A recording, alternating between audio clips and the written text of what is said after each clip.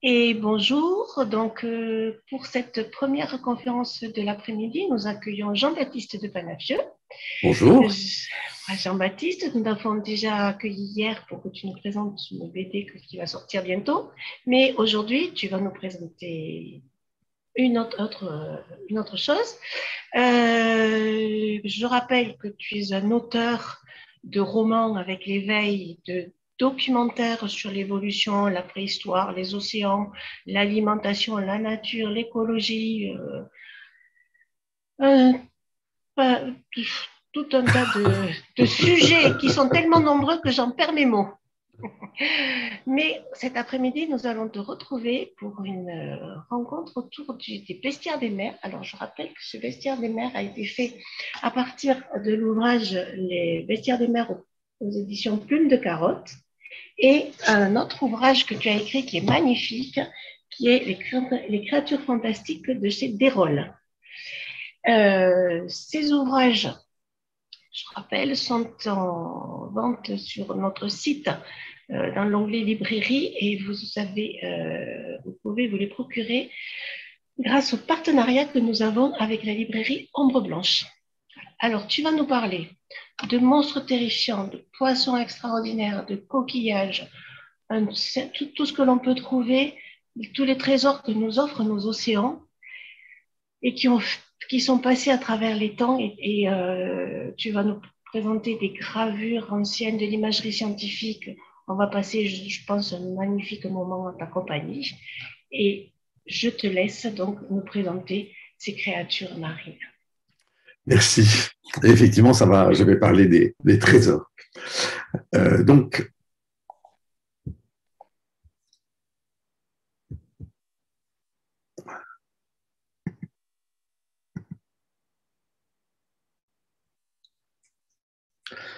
voilà. Donc, il va être question des bestiaires marins.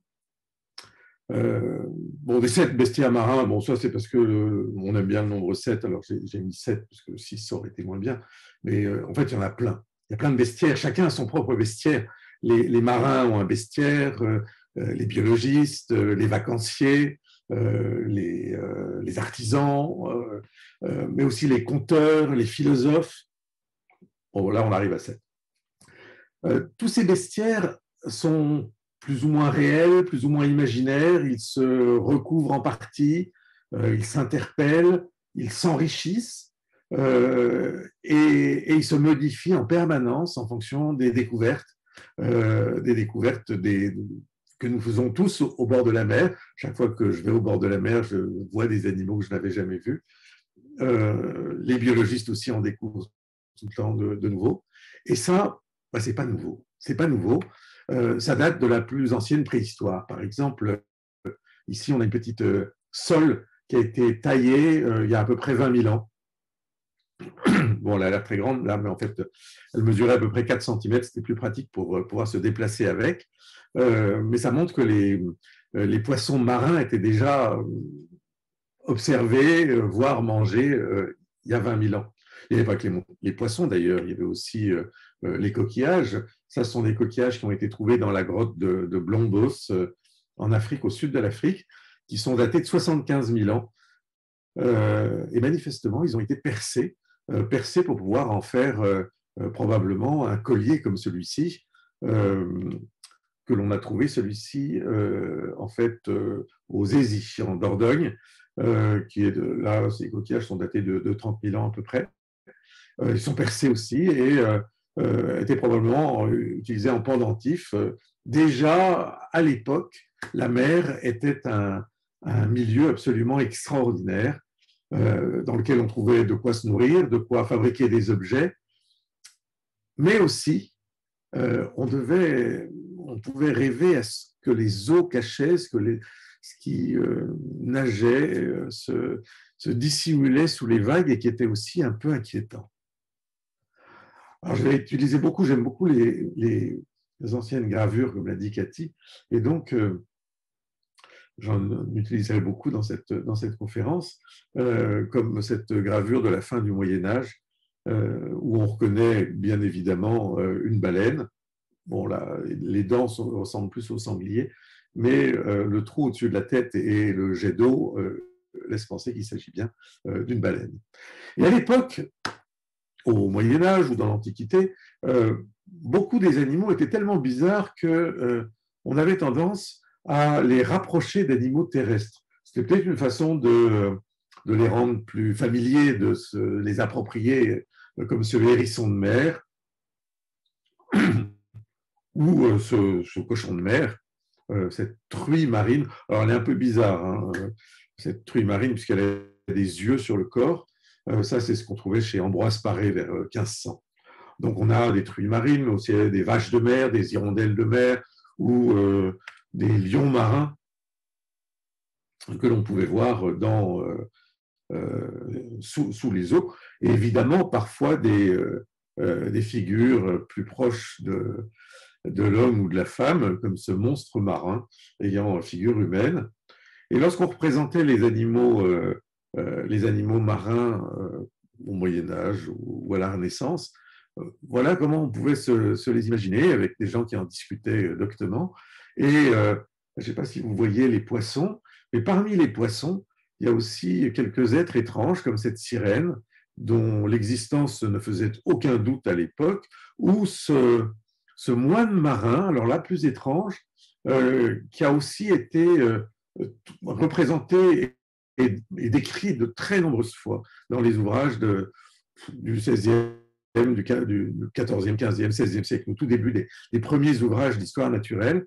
Voilà ceux qu'on pouvait représenter comme ce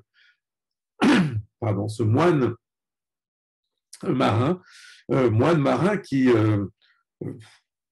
a peut-être à voir avec le phoque moine actuel pour sa tête ronde et sa grande houppelande.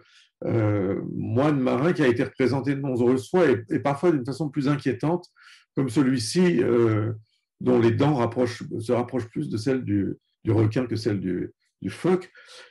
Il y avait aussi des requins. Et là, on a une espèce d'évêque marin couvert d'écailles avec des pilons de poulet. C'est un peu compliqué de savoir ce qui pouvait être représenté. Peut-être un animal mort trouvé sur la plage, un peu abîmé.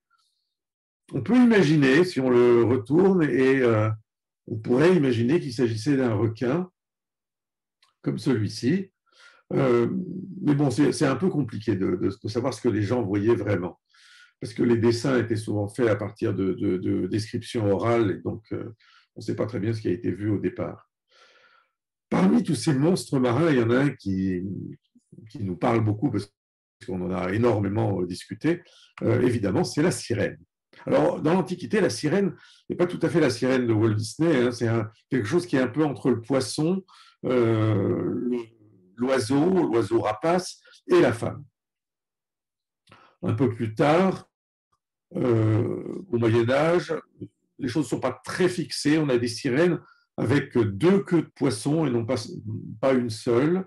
Et puis, souvent des êtres un peu étranges qu'on appelle sirènes ou tritons, suivant le sexe. Et évidemment, tous ces êtres sont vus très régulièrement par les marins.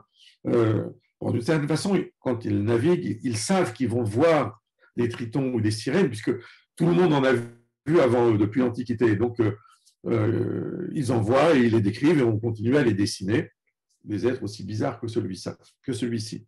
Et ça continue. Ce n'est pas seulement au Moyen-Âge.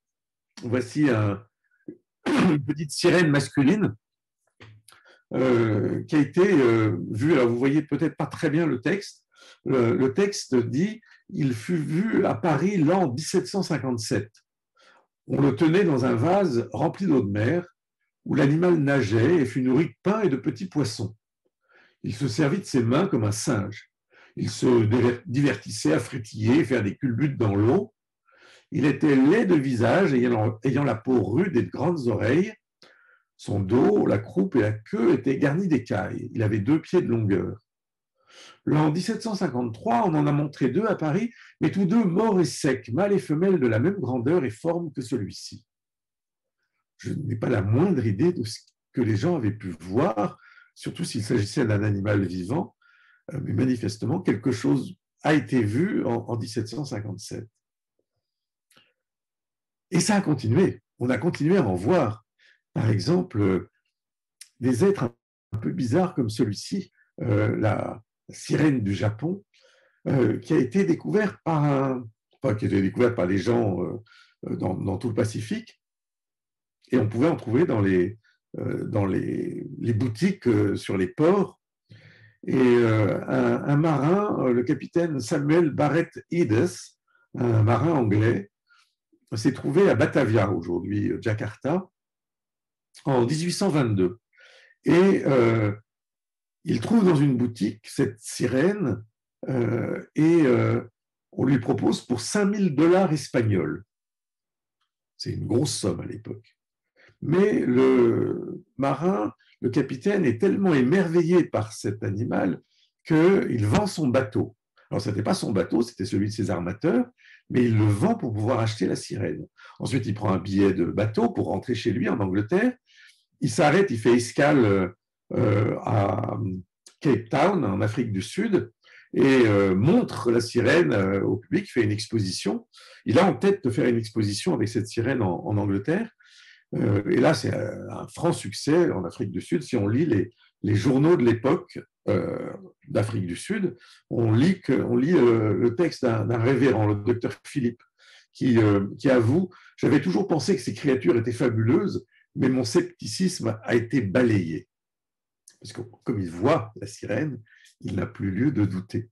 Le capitaine arrive en Angleterre et montre la sirène à un spécialiste de l'anatomie animale, Sir Everard Home, qui envoie son assistant observer l'animal parce que lui n'est pas très intéressé. Et l'assistant est formel, c'est un torse de babouin cousu à une queue de poisson. Le capitaine n'avait pas vu les coutures, il n'avait pas bien regardé. Mais ça n'a pas d'importance finalement. Le capitaine demande à l'assistant du spécialiste de ne pas en parler et il présente cette exposition qui va tourner partout en Angleterre. L'entrée, je crois, c'est 1 shilling pour aller voir la sirène. Des milliers de personnes viennent la voir et cette sirène finit par disparaître plus ou moins, mais elle ou une autre se retrouve à New York et on présente cette sirène donc à l'avant d'un singe, le corps et la tête d'un singe et l'arrière d'un poisson, probablement d'une sorte de requin, est présentée à New York parmi d'autres animaux. Alors, ce qui est amusant d'ailleurs à l'époque, c'est que le capitaine, là c'est plus le capitaine, il a vendu la sirène à quelqu'un qui est très connu, qui est Barnum, qui est celui qui va monter les cirques bien connus et qui fait une exposition à New York. Et à côté de la sirène, il y a un ornithorynque qui a été trouvé en Australie. Et les spécialistes viennent voir, trouvent que la sirène ne ressemble à rien, que c'est évidemment un faux. Et donc l'ornithorynque qui est à côté est aussi un faux avec sa tête de canard et sa queue de castor. Ça ne peut être qu'un faux. Donc tout est rangé dans la même catégorie. Mais de toute façon, les gens sont passionnés et viennent voir cette sirène. Parmi les bêtes mystérieuses qu'on va trouver dans les océans, il y en a qui sont beaucoup plus proches de nous. Par exemple, la murène. La murène, pour les marins en Méditerranée, c'est un serpent. C'est un serpent marin, ça a la forme d'un serpent. C'est un peu dangereux, comme les serpents. Et donc, les marins vont raconter des histoires sur les sirènes, sur les murènes. Et ça depuis l'Antiquité. Par exemple, Nicandre, un médecin et poète grec du IIe siècle avant Jésus-Christ, raconte ce qui se passe entre la murène et les serpents. Alors ça a été traduit, là j'ai une traduction du XVIe siècle, je ne garantis pas que la traduction soit très proche de ce que racontait le poète, mais ça doit quand même être assez voisin. Il court de la murène un bruit tout assuré, c'est qu'un serpent l'épouse et que de son plein gré, elle sort de la mer, puis toute désireuse, elle va s'accoler. à la bête amoureuse. Alors cette union entre le serpent et la murène a fait beaucoup réfléchir. Bon, les marins étaient tout à fait sûrs de cette époque, puisque l'histoire court dans les ports de Méditerranée jusqu'au début du XXe siècle. Je ne suis pas sûr que l'histoire ne soit pas toujours racontée. Mais au IVe siècle de notre ère, un père de l'Église, Basile de Césarée, s'en sert plus pour faire de la biologie et raconter ce qui se passe réellement, ou ce qu'il imagine de ce qui se passe réellement, mais pour faire de la morale. La vipère, le plus affreux des reptiles, désire contracter une espèce de mariage avec la murène, et annonçant sa présence par un sifflement, elle l'invite à sortir du fond des flots pour former avec elle cette union. La murène se rend à ses désirs et s'unit avec l'animal venimeux. Quel est mon but en vous rapportant cette histoire? C'est de vous apprendre que la femme doit supporter son mari, quelque dur et quelque féroce qu'il soit. Il est violent, mais c'est votre époux. Il s'enivre, mais il vous est uni par un lien naturel. Que l'homme écoute aussi la leçon qui lui est convenable. La vipère vomit son poison par égard pour le mariage, et vous, par respect pour l'union maritale, vous ne déposeriez pas la dureté et la férocité de votre caractère?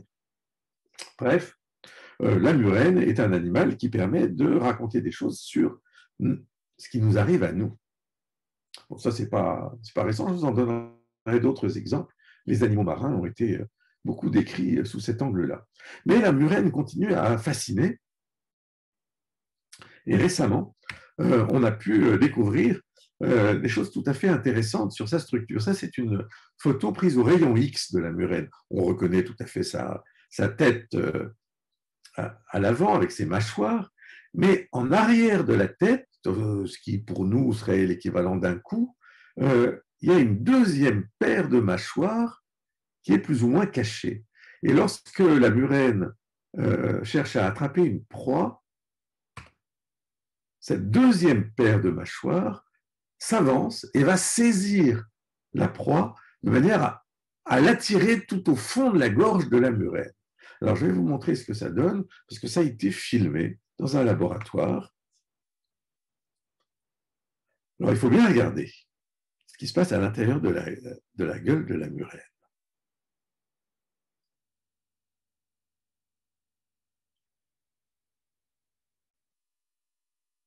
Alors, je ne sais pas si vous avez vu ce qui s'est passé, je vous le repasse. Il y a un moment où on voit apparaître la deuxième paire de mâchoires de la murène. Voilà, elle va apparaître et elle va saisir ce que mange la murène et l'attirer tout au fond de la gueule. On a cette double mâchoire qui fait penser à quelque chose qu'on connaît bien, Alien. Dans Alien, je ne sais pas si vous vous souvenez de ces créatures de l'espace, on a une espèce de double mâchoire qui fait tout à fait penser à la murène. Pour rester en Méditerranée, il y a un autre animal qui est très intéressant et qui a été utilisé par beaucoup de corps de métiers différents. Cet animal, c'est la grande nacre ou jambonneau. C'est le plus grand coquillage du monde après le bénitier polynésien, puisque ce coquillage peut mesurer 1 mètre de long. Alors, en général, il fait à peu près 50 cm. Il a failli disparaître parce que les gens le ramassaient très facilement sous l'eau. Il vit à faible profondeur et on en trouvait plein sur les murs des restaurants en bord de mer. Mais maintenant, il est protégé depuis 1992. Autrefois, il a été abondamment exploité. Pour une raison simple, c'est que, un peu comme les moules, il y a une sorte de houppe de fil à la base qui lui permet de s'accrocher dans le sable. Et ces fils sont assez étranges. Vous les avez en haut à gauche. Là, c'est une très grande nacre qui a produit ces fils. Et à l'état naturel, ils sont bruns mais un peu dorés. Et si on les nettoie bien, il y a des techniques pour bien les nettoyer, qui sont connues depuis l'Antiquité, on peut en obtenir des fils extrêmement soyeux et dorés. Et cette teinte reste permanente, même au soleil, elle n'est pas détruite, et les tissus qui peuvent être fabriqués avec ce fil vont rester extrêmement souples et soyeux et dorés très longtemps. Et donc, ils ont été utilisés, les grandes nacres ont été récoltées pendant très longtemps et utilisées pour faire des vêtements extrêmement prisés qui étaient réservés aux personnes les plus riches. C'était extrêmement coûteux, il fallait des dizaines et des dizaines de grandes nacres pour faire ne serait-ce même peut-être un gant, un doigt de ce gant ou une toute petite part de cette tunique qui avait été offerte au pape Benoît XIV. Et ces cadeaux se sont prolongés très longtemps. Ceux qui exploitaient cette ressource ont essayé d'aller de plus en plus loin, mais ils ont fini par presque faire disparaître les grandes nacres simplement pour fabriquer ces vêtements de grand luxe. Alors les grandes nacres ont été protégées, mais récemment, il y a eu une alerte parce que elles ont commencé à disparaître. On trouvait des nacres mortes absolument partout, au niveau des Baléares d'abord, puis le long du rivage de la Côte d'Azur, de la Corse, en Italie, des nacres mortes partout. Et on s'est rendu compte que c'était un protozoaire, un être unicellulaire, microscopique, peut-être amené du Japon par les bateaux qui relarguent leurs eaux de nettoyage des cales ou les eaux de ballast qui servent à les équilibrer et qui relâchent tous les micro-organismes qui ont été prélevés à un endroit lointain du monde jusqu'ici. Et là, on a un micro-organisme qui paralyse la grande nacre. Elle reste ouverte. Donc là, les crabes peuvent entrer, les pieuvres surtout qui adorent les manger. Et des milliers et des milliers de ces nacres sont mortes. La situation n'est pas bonne du tout pour cet animal aujourd'hui. Cet animal est intéressant pour un autre point. Lorsque on le regarde de près, on s'aperçoit qu'à l'intérieur, il y a un tout petit crabe qu'on appelle le pinotère. Un petit crabe qu'on trouve dans de nombreux coquillages, comme celui-ci. En fait, il mesure à peu près 1,5 centimètre de large. Vous en avez peut-être vu dans les moules. Hein, quand on achète des moules, on a souvent un petit truc croquant sous la dent et c'est un de ces petits crabes.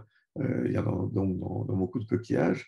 Autrefois, les avis étaient très partagés sur le rôle de ce petit crabe. Pour un auteur latin, Oppien, qui a beaucoup écrit sur les animaux marins, c'était un prédateur qui jetait un petit caillou entre les deux valves de la nacre pour l'empêcher de se refermer. Et à ce moment-là, il pouvait rentrer à l'intérieur du coquillage et tout dévorer. Alors, dans le cas de la nacre, le crabe est quand même un peu... la situation est un peu démesurée, il n'aurait pas pu tout manger, évidemment, mais à l'intérieur d'une moule, la situation est un petit peu différente. De fait, d'autres auteurs n'étaient pas d'accord du tout avec cette opinion, et des gens beaucoup plus proches de nous ont eu un avis, pas complètement fondé sur la réalité, mais en tout cas un avis sur cet animal. Par exemple, Montaigne, au XVIe siècle, écrit cette coquille qu'on nomme la nacre vit avec le pinotère, qui est un petit animal de la sorte d'un crabe, lui servant d'huissier et de portier, assis à l'ouverture de cette coquille, qu'il tient continuellement entrebâillée et ouverte, jusqu'à ce qu'il y voit entrer quelques petits poissons propres à leur prise. Car alors, il entre dans la nacre et lui va pinçant la chair vive et la contraint de fermer sa coquille. Lors, eux deux ensemble mangent la proie enfermée dans leur fort. Donc là, ce petit crabe devient plutôt un allié de la nacre ou de la moule et l'aide à capturer des proies que les deux vont pouvoir ensuite manger. Alors ça, c'est complètement faux, hein, ça n'a absolument rien à voir avec la réalité, mais ça avait à voir avec une question philosophique qui était comment vivre ensemble. On a deux êtres très différents, ce pinotère, ce petit crabe, et un coquillage, la moule ou la grande nacre ou d'autres, et ces deux êtres vont réussir à vivre ensemble. Alors, est-ce qu'ils sont parasites? Est-ce qu'ils sont utiles au contraire l'un à l'autre, formant ce qu'on appelle aujourd'hui en biologie une association de mutualisme, ce n'est pas évident du tout. Les gens sont toujours dans le doute sur cette question. Des biologistes continuent à penser qu'on devrait l'appeler commensal, ce crabe, c'est-à-dire un être qui vit à l'intérieur d'un autre sans le gêner.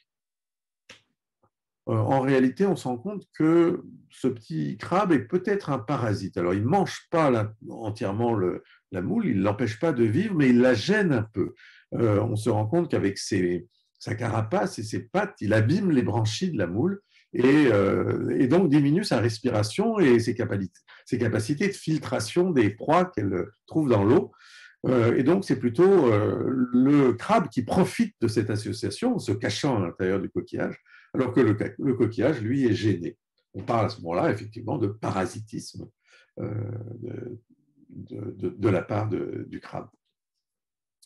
D'autres coquillages ont été exploités, eux, depuis très longtemps. Ce sont, par exemple, les casques, ces espèces de très gros coquillages à la coquille extrêmement colorée et qui sont exploités alors, depuis des milliers d'années en Polynésie. En Europe, lorsque les navigateurs ont découvert ces coquillages, ils en ont rapporté dans leur navire et ont permis le développement d'une industrie qui s'est constituée à partir de ces coquillages. Alors, ils peuvent être vendus tels quels parce qu'ils sont très jolis, il y a des amateurs de coquillages, mais ils ont permis aussi de produire des bijoux qui étaient extrêmement appréciés autrefois, qui étaient les camées. Les camées étaient autrefois fabriqués avec des pierres très dures comme l'onyx, qui était très difficile à tailler, et les orfèvres ou les artisans qui taillaient ces bijoux se sont rendus compte que les coquillages, les casques, permettaient de fabriquer des camées beaucoup plus simplement. La coquille de ces coquillages est beaucoup plus tendre, beaucoup plus facile à tailler, et elle présente plusieurs couches successives de couleurs différentes qui permettent de faire apparaître un visage, par exemple, comme ici, très clair, sur un fond beaucoup plus sombre. C'est tout l'intérêt des camées, de jouer avec les différentes couches de couleurs différentes, soit d'une pierre, soit d'un coquillage. Les riches romains adoraient ces bijoux, la tradition s'en est un peu perdue, et puis elle est revenue. À la Renaissance, les camées sont revenus à la mode, et c'est à la même époque que des coquillages, de gros coquillages, commencent à être rapportés en Europe de la mer Rouge, de l'océan Indien, puis de l'océan Pacifique. Et les artisans se mettent à tailler des quantités de camées, jusqu'à ce que, par exemple, en France, l'entrepreneur Joseph Barbaroux développe une manufacture de bijoux. Alors, il faisait des bijoux en corail qui étaient très communs assez communs en Méditerranée, et il conçoit un atelier de taille de camée. Il obtient, par exemple, en 1844, une médaille d'argent lors de l'exposition des produits de l'industrie française. Et le jury qui lui a accordé cette médaille ajoute « Bientôt, nous serons entièrement maîtres de cette industrie et affranchis du tribut que si longtemps nous avons payé à l'étranger. » Effectivement, à l'époque, il fallait acheter les camées en Italie. Et là, on a un entrepreneur français qui produit des camées en France. Et donc, on n'est plus obligé de les importer. Les camées sont tout à fait appréciées. Par exemple, le journal des dames écrit « Une femme à la mode porte des camées à la ceinture, au collier, sur les bracelets et sur la tiare. » Mais on s'inquiète déjà, quand la mode des camées sera passée, que va-t-il se passer? Et on voit bientôt cette inquiétude se faire devenir réalité. Les ateliers ferment petit à petit et licencient. Et on écrit « L'exportation des camées sur coquille est à peu près anéantie et de mauvais ouvrages venant de l'étranger sont importés à Rome où ils font tomber à vil prix les productions des véritables artistes du pays. Et ces ouvrages venant de l'étranger, ce ne sont pas les ouvrages italiens, ce sont des ouvrages qui concurrencent les ouvrages italiens, qui eux concurrençaient les ouvrages français. Ce sont des ouvrages, enfin des articles qui arrivent de Chine. Comme quoi, les importations d'Asie ne sont pas un problème récent. Et au XIXe siècle, il y avait déjà une concurrence extrêmement vive entre des productions abondantes et peu coûteuses arrivant d'Extrême-Orient et concurrençant les produits qu'on trouvait en Europe et en France. Les gros coquillages sont aussi utilisés naturellement. On trouve des ouvrages magnifiques comme celui-ci. Celui-ci, je l'ai photographié dans une boutique il n'y a pas très longtemps à Florence. Donc ces ouvrages sont toujours, ces articles sont toujours en vente. Bon, on en trouve d'autres un petit peu différents. Bon, celui-là vient des États-Unis. Ils n'ont pas tout à fait le même goût que les artisans romains ou florentins. Et puis, on continue à vendre des produits de la mer, de même nature, comme des bijoux de corail. Alors, le corail est protégé maintenant, mais il y a toujours beaucoup d'articles qui sont fabriqués avec du corail prélevé, en principe ailleurs, mais bon, ça peut être en Méditerranée aussi. Et puis, évidemment, des bijoux faits avec des perles provenant des élevages de perles, soit du Japon, soit de Polynésie pour les perles noires. Tous ces objets sont toujours extrêmement importants. Mais évidemment, quand on pense produits de la mer, la première chose à laquelle on pense, ce ne sont pas les bijoux et les matières premières tirées des coquillages, ce sont plutôt les poissons. Alors les poissons, autrefois, il y en avait beaucoup. Tous les marins, tous les pêcheurs vous diront que quand ils étaient jeunes, il y avait beaucoup de poissons, il y avait plus de poissons qu'aujourd'hui. Mais je vais remonter plus loin, je vais remonter au Moyen-Âge. Philippe de Mézières, en 1389, décrit la pêche du hareng entre la Norvège et le Danemark. Il dit qu'ils sont si nombreux qu'on pourrait tailler à l'épée les poissons. À l'époque, 40 000 bateaux pêchent pendant 2 mois, juste à l'entrée de la Baltique, pêchent les harengs. Michelet décrit ça aussi, les harengs se pressent en rang si compact que la mer en est solide et qu'on ne peut plus ramer. Milliards de milliards. Qui hasardera le nombre de ces légions en marche? À l'époque, toutes les nations du nord de l'Europe, de l'Écosse à la Baltique, de la Belgique au Danemark et à l'Allemagne, acquièrent une puissance économique considérable grâce aux harengs, qui sont des poissons qui se conservent bien et qui vont pouvoir être vendus dans toute l'Europe. À l'époque, il y a tellement de poissons qu'un simple coup de vent, une tempête peut se lever et provoquer des pluies de harengs jusqu'en Europe centrale. Et les poissons sont non seulement nombreux, mais ils sont énormes à l'époque. Alors ça, c'est l'abondance et la taille des poissons. Eh bien, tout ça a beaucoup changé. Les poissons sont de plus en plus petits et sont de moins en moins nombreux. Et ça, ce n'est pas récent. Par exemple, une commission sénatoriale qui avait été instaurée en 1880 sur ces questions écrit « L'appauvrissement des rivages est un fait indiscutable, que les poissons littoraux s'éloignent de plus en plus des rivages et les pêcheurs sont obligés de les poursuivre de plus en plus loin au large. De moins en moins de poissons, de plus en plus petits, et qu'il faut aller chercher de plus en plus loin, eh bien, chaque génération de pêcheurs en fait le constat. Ce n'est pas les pêcheurs d'aujourd'hui qui voient, on a souvent tendance à considérer que la situation qu'on découvre quand on est jeune est la situation normale de base et qu'elle va se dégrader petit à petit. En l'occurrence, la situation actuelle, c'est une situation qui s'est dégradée depuis les années 1980, mais celle des années 1980 s'était dégradée depuis les années 60 et depuis les années 1900, et on peut remonter jusqu'au Moyen-Âge. En 1563, Bernard Palissy, qui s'intéressait aussi aux poissons, écrit le genre des saumons se commence à perdre en plusieurs contrées des bras de mer parce que sans cesse, on cherche à le prendre à cause de sa bonté. Sa bonté, ça veut dire à cause de son de son bon goût. Aujourd'hui, on se rend compte que cette situation s'est énormément dégradée.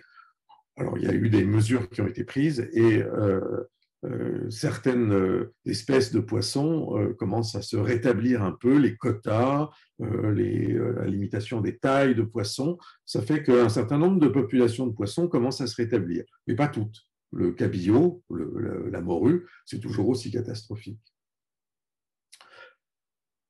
Parmi les bêtes marines, il y en a une qui a beaucoup fait parler d'elle depuis très longtemps, c'est le grand serpent de mer.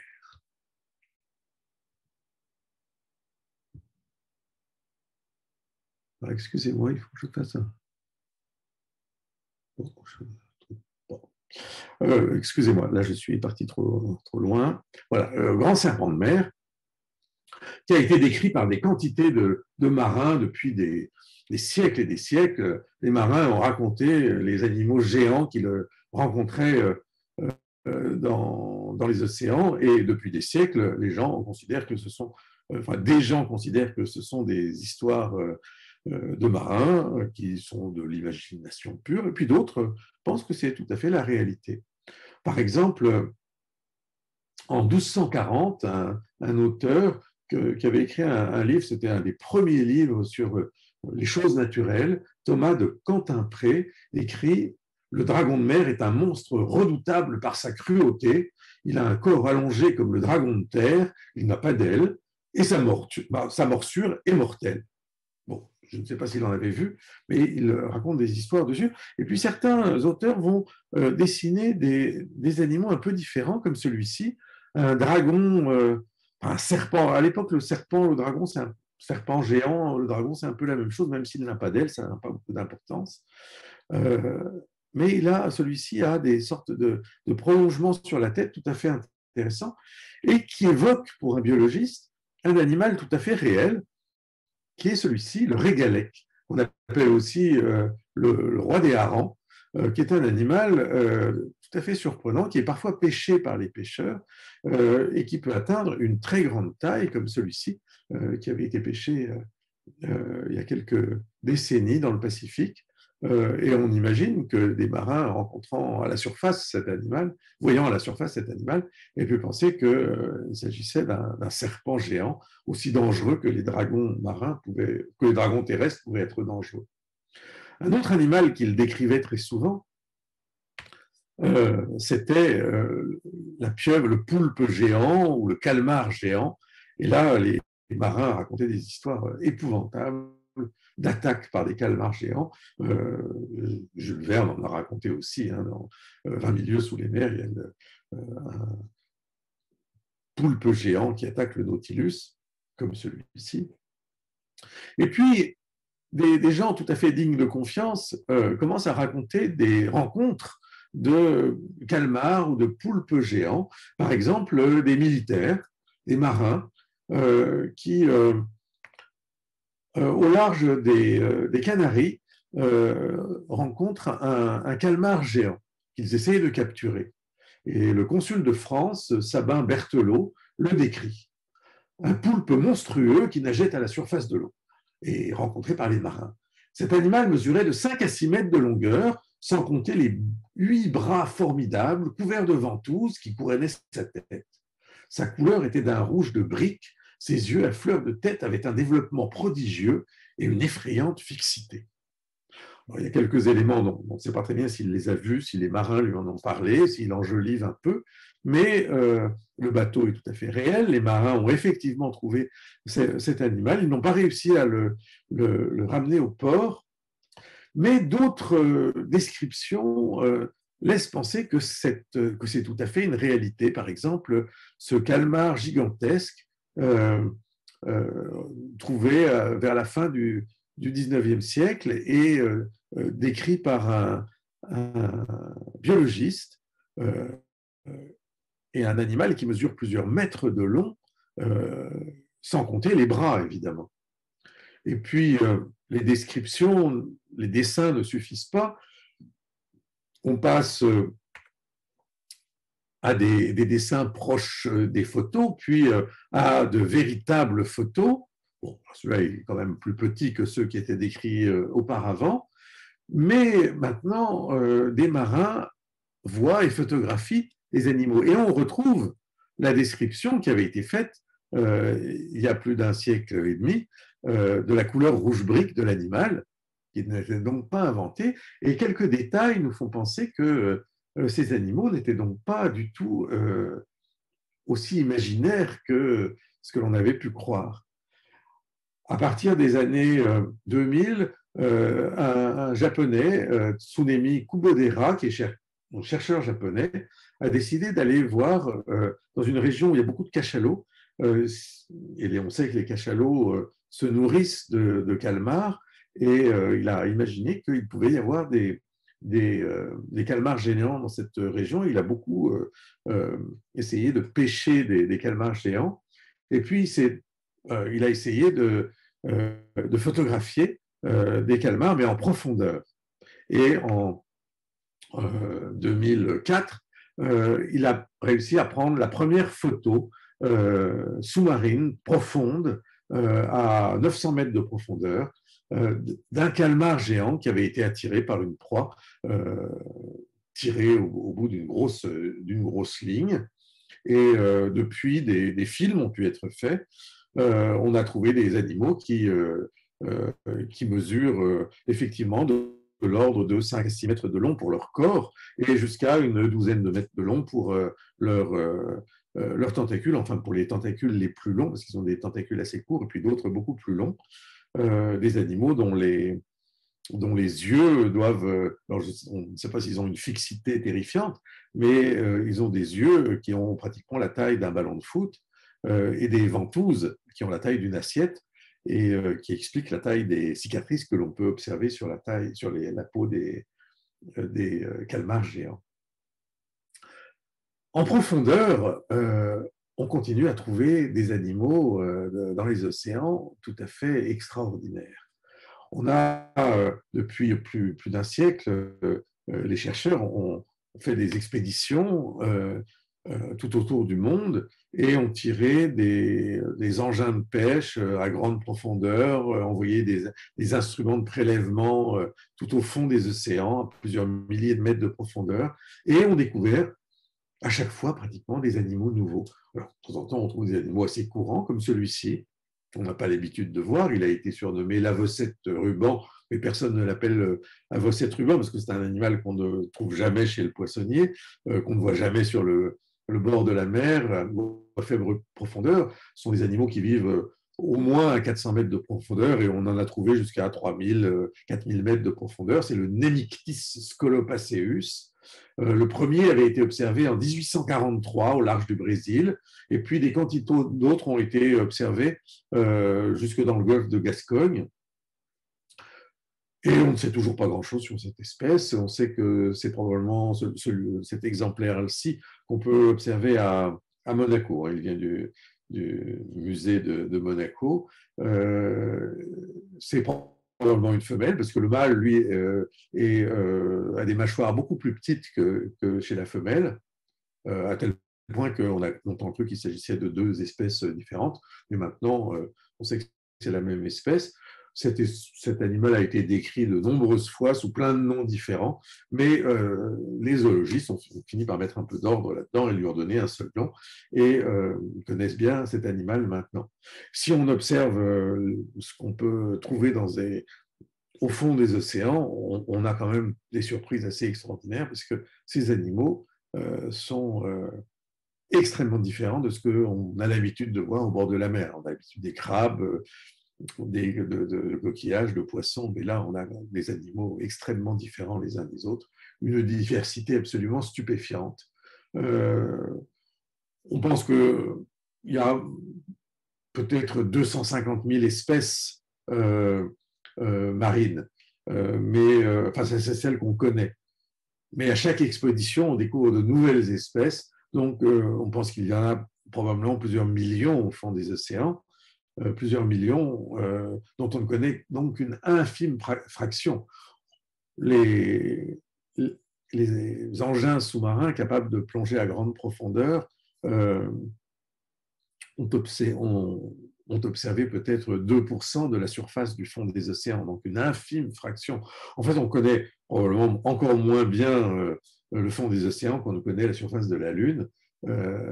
C'est à peu près aussi difficile d'y aller. Depuis les premiers essais de bathyscaphe il y a une cinquantaine d'années, on n'est pas, enfin si on est retourné récemment dans les fosses les plus profondes, hein, à 11 000 mètres de profondeur, mais ce sont des visites extrêmement fugaces qui permettent à peine d'observer ce qui se passe à ces profondeurs. Pardon? Il me reste 3 minutes pour les questions. Très bien. Donc, je vais passer sur les bêtes. Pardon, mais je n'ai pas pu voir les questions. Je n'ai pas réussi à obtenir les échanges écrits. Bon, je termine. Donc, dans les océans, par exemple, on trouve des animaux comme celui-ci. Je vais passer rapidement parce que j'ai presque plus de temps. Ce petit cochon de mer qui vit à grande profondeur, qui mesure 10 cm de long et qui s'est nourri presque exclusivement de cadavres de baleines, ce qui est quand même une source de nourriture pas très courante. Et dans les océans, eh bien, on ne sait pas ce qu'on peut encore découvrir. Peut-être qu'il y a des milliers d'espèces minuscules, mais il y a probablement encore des animaux qu'on n'a jamais vus, peut-être des pieuvres géantes. Et quand on connaît l'intelligence des pieuvres de petite taille qu'on trouve au bord de mer, on peut s'inquiéter de ce que pourrait faire une pieuvre géante si jamais on en ramenait une à la surface. Les fonds sous-marins n'ont pas fini de nous faire rêver et nous continuons évidemment à essayer de découvrir ce qui se cache au fond des océans. Voilà, j'en ai terminé avec cette conférence. Donc, s'il y a des questions, mais je ne peux pas les voir là. Je n'ai pas réussi à obtenir la même chose que tout à l'heure. Ah, peut-être comme ça. Voilà. D'accord.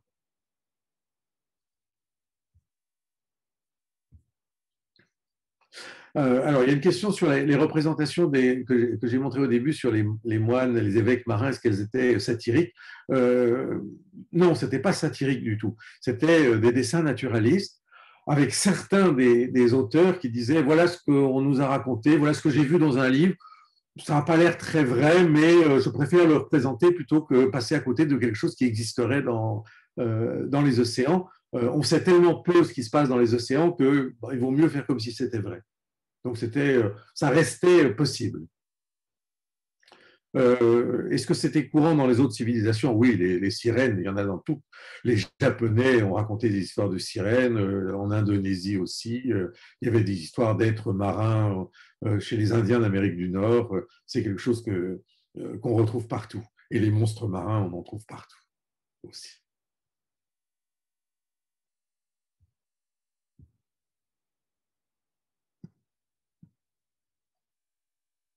Est-ce qu'il y a d'autres questions?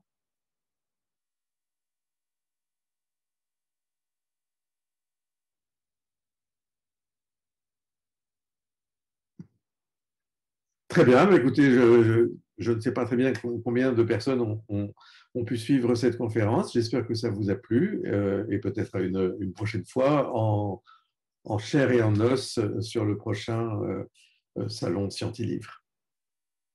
Merci.